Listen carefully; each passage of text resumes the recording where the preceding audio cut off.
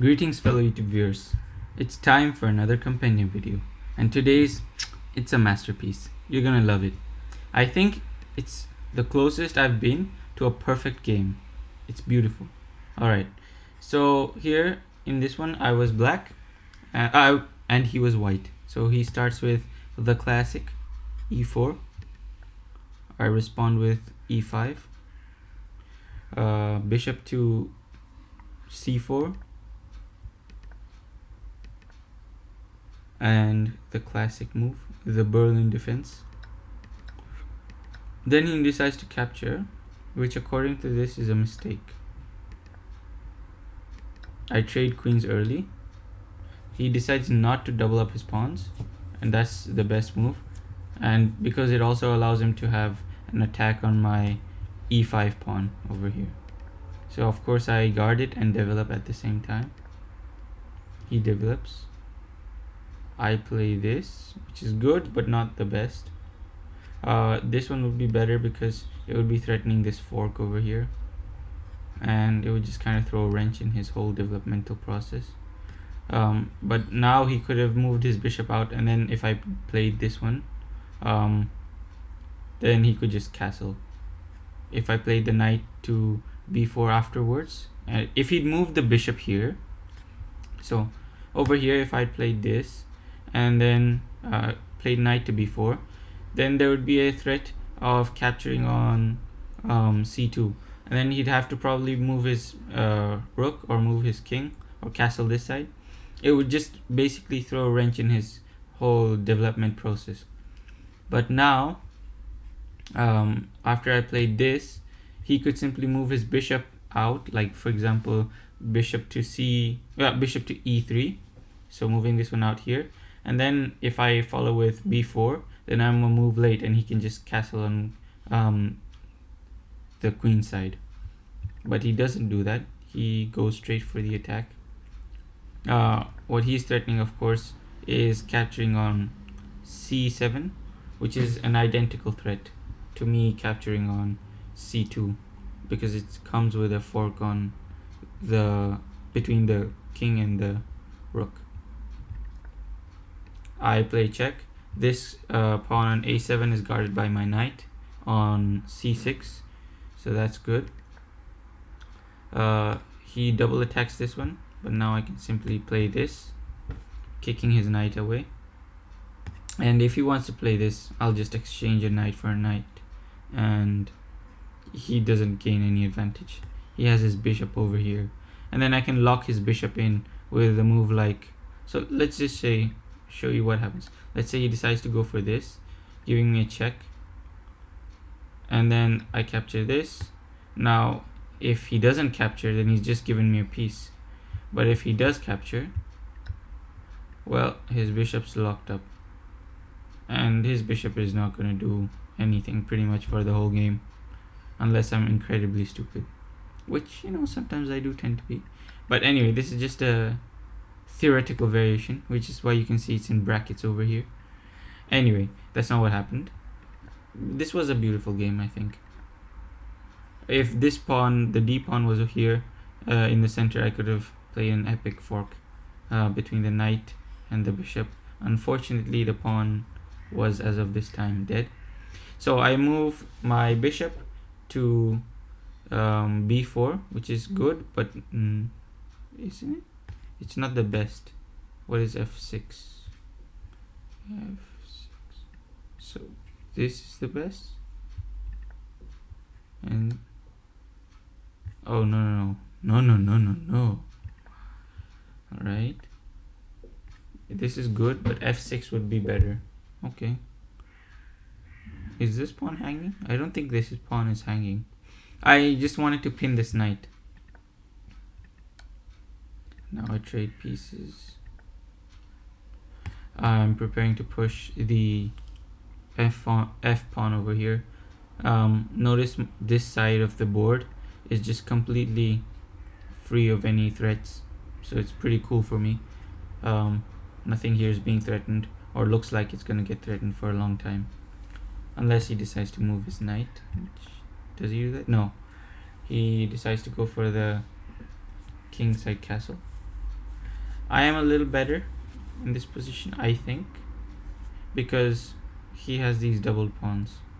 So 1 2 3 4 5 6 7 2 3 4 5 6 7. We're basically equal in terms of pieces, but in terms of position I'm a bit better. He has 3 pawn islands, I have 2. He has double pawns, so yeah, I feel like I'm a bit better. This is an inaccuracy on his part. I play this, trying to kick his knight away. This is a beautiful move. Usually playing your bishop to the back ranks isn't good, but in this case it protects this pawn on h7. So now the first threat on this side has been countered, and now this knight is looking very silly over here. What are you going to do with this knight? Doesn't really seem like a very sensible place to put your knight. He plays this. Okay, I play this. Now he has to move his knight back, and now I'm going for the attack, obviously on his king side. This is why I prefer not castling, or if I do castle, keeping an open space for the king, because otherwise your king just becomes a target. So even when I can castle, I try to avoid castling unless it's some way of continuing the attack, you know. So I move my bishop here, again bringing it into the attack, because his knight is back over here on h3, not really going to do anything. And so my bishop doesn't, and the pawn has moved from h7, so my bishop doesn't need to guard it. And now it's much more active, blocking these 2 double pawns. He's not very happy right now, and targeting his rook over here.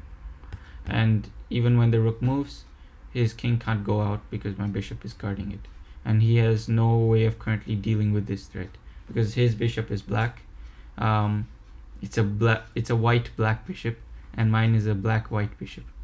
So, and his knight is all the way over here, and his rook is not coming here because of my knight. So this is all in all a very sweet position. I just lead the attack. What was I thinking over here? I think I had some ideas of doubling up on the F file. Yeah, I think that's why I made this move. He wants to make his knight more active, and he wants to prevent F being pushed. My response here is this. Why is it this? I think it's because I wanted to block the paths for his knight. So now his knight can't move here. Where was it? Yeah, now his knight can't move here because otherwise I'll take. If instead he wants to go here,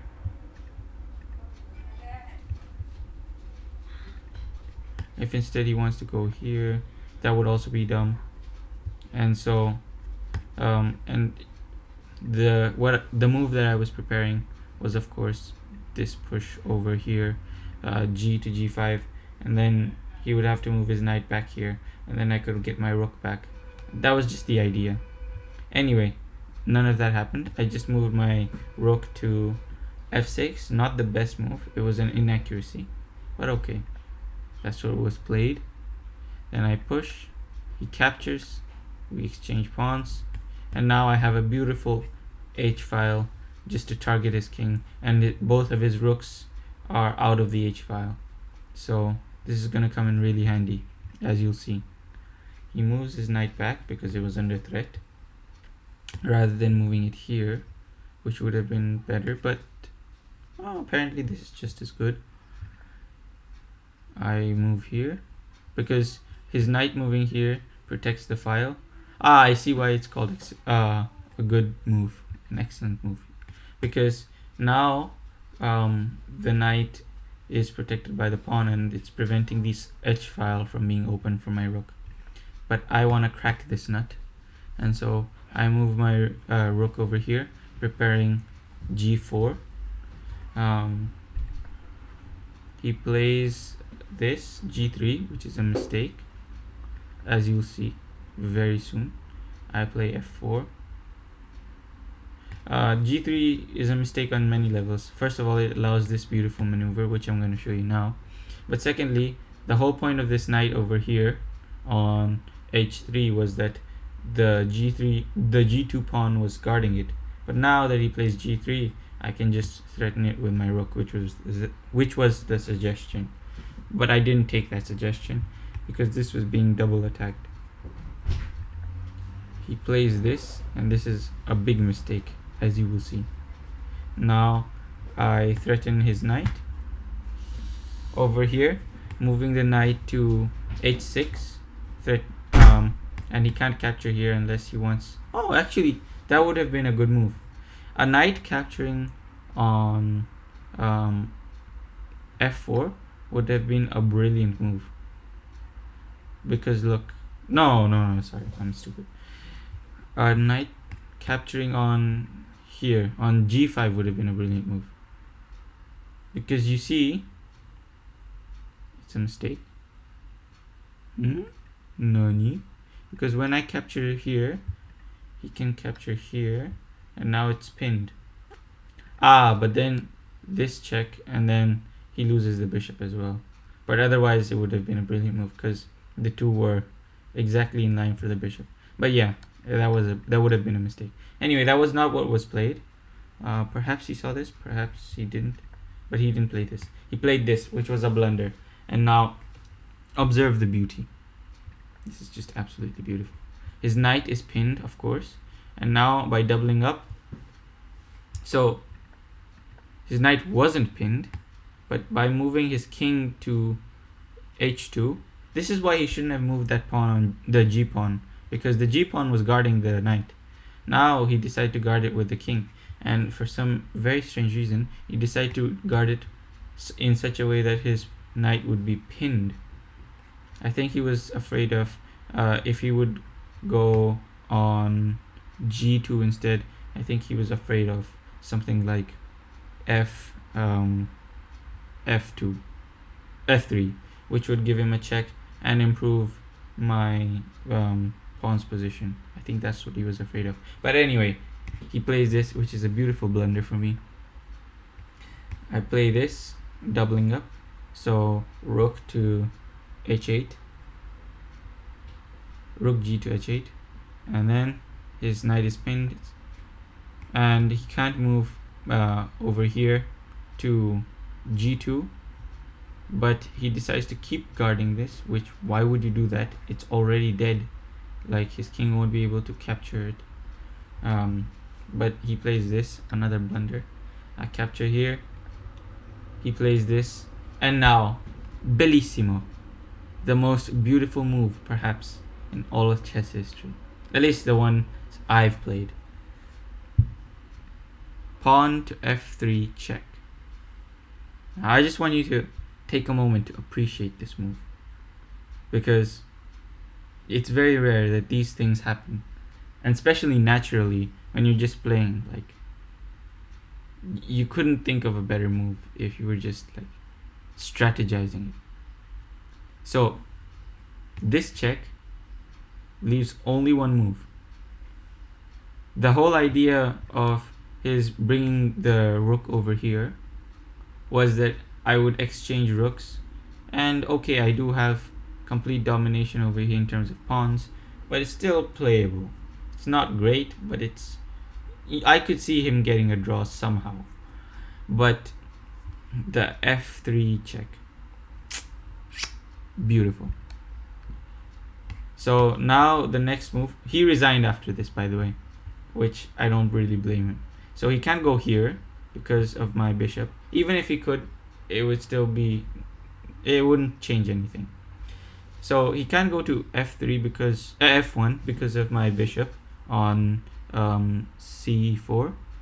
But even if he could, let's say he could go on f1, then the rook captures on h1 would still be checkmate, because my pawn is blocking this way, and his pawn is blocking on f2.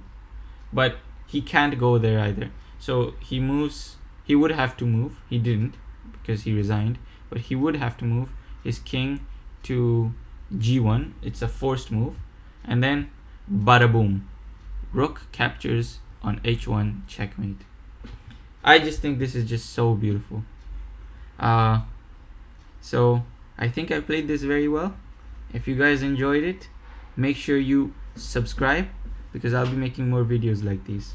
It's the holidays for me, so this is what I spend my time doing, playing chess. Have fun. See you later.